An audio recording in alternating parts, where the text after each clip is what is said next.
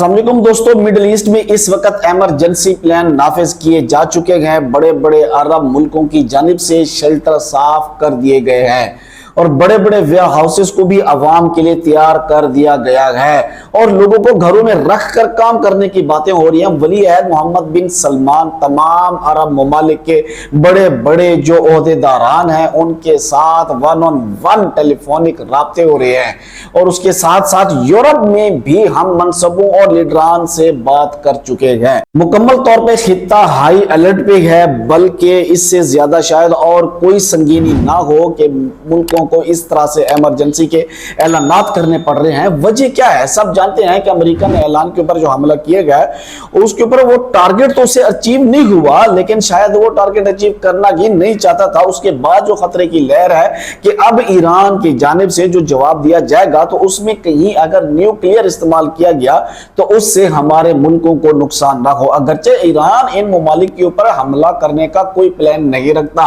लेकिन जब जंग होती है तो फिर बाकी मुल्क भी उसकी जिद में आ सकते हैं। हो सकता है कि ईरान किसी और तरफ मिसाइल फायर करे और उसी का फायदा उठाकर कोई और मुल्क किसी अरब मुल्क के ऊपर मिसाइल मार दे और नाम ईरान का लगा दे।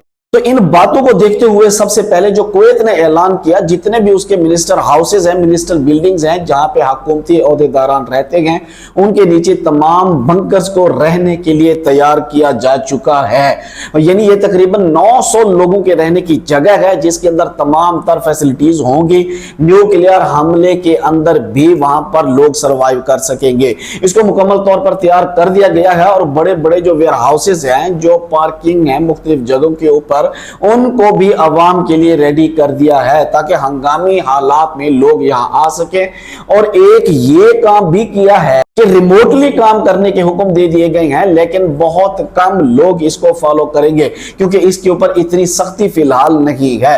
साथ ही कुवैत के साथ ही अगर बात करें, देखें बहरीन को, तो बहरीन ने भी 70% अपने जो उनके वर्कर हैं उनको कह दिया है कि अपने घरों में रहते हुए काम करें, वर्क फ्रॉम होम करें और गैर जरूरी सफर से इज्तनाब करें। और उसके साथ ही रेड अलर्ट उन्होंने भी जारी कर रखा है। सऊदी अरब के तमाम इदारे भी बड़े मुतहर्रिक है, अगरचे सऊदी अरब में कोई हंगामी सूरत हाल नाफिज नहीं की गई अब तक, लेकिन वली अहद मोहम्मद बिन सलमान का गल्फ कॉपरेशन काउंसिल यानी जीसीसी के साथ उनके तमाम लीडरान से अलहदा जो टेलीफोनिक बात करना है, ये मामले की संगीनी को जरूर दिखाता है। और इसी दौरान या इससे पहले या बाद में कहीं उन्होंने यूरोप के कई लीडरों से भी टेलीफोनिक गुफ्तगू की है, जिसके अंदर ईरान पे अमेरिकी हमले के मुमकिन जवाब और असरात के मुतालिक बात की गई है। तो ये बड़ा कोई अहम वक्त है इस टाइम। पहले तो ताबकारी शों से बचने के लिए तरीके सोचे जा रहे हैं, फिर अगर खुदा ना खास्ता आम जंग हुई तो उसके अंदर भी लोगों को महफूज मकाम पर मुंतकिल करने और उनको बचाने के लिए ये सारे जो इकदाम हैं किए जा रहे हैं। ज़ाहिर बात है कि ईरान एक तो बहुत डिस्टेंस करता है, बहुत सफर है उसका, यानी अरब मुल्कों से होकर फिर इसराइल के ऊपर हमला करना पड़ता है। तो इसी चीज का फायदा उठाकर दुश्मन मकार और बड़ा अय्यार है, ये याद रखिए। जरा सोचिए, अगर किसी इस्लामी मुल्क के ऊपर अगर कोई मिसाइल इसराइल दे मारे और ये कहे कि ईरान ने हमला कर दिया तो साफ जाहिर है फिर ये एक और अलग से अफरा तफरी मच जाएगी।